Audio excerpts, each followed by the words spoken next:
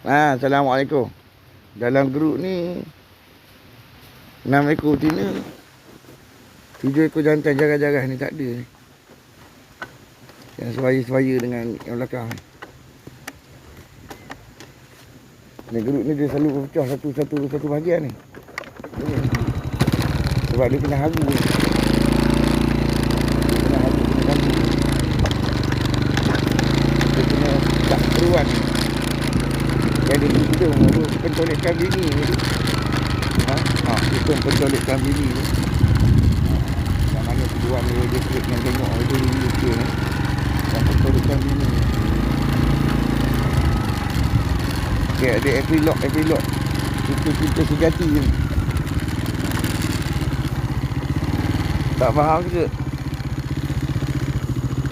Apa teknik-teknik sastra dia punya teknik-teknik modification, mechanical modification engineering tak tahu juga kan. Mungkin dia menggunakan lori berkepala kereta api kan. Teknik juga ni kan. Ini dia kena curi tau. Dia berlarutan, berpanjangan. Sebab dia ada satu skim. Dia ada satu skim daripada unit NGO ni. Yang dia orang ni mengaku kepada peguam lah, apa benda lah. Kita pun tak faham juga. Peguam sebelah mana, apa benda peguam. Unit peguam mana, mahkamah mana, kita tak tahu. Tapi adalah sistem skematik dia. Dia pakai sistem adipati ni.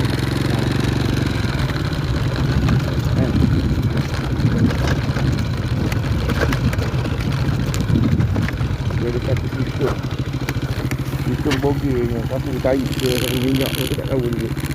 Dekat dua badan juga gelap. Dia ada satu sistem. Dia ada ritual je. Ritual skematik. Tolong tengok.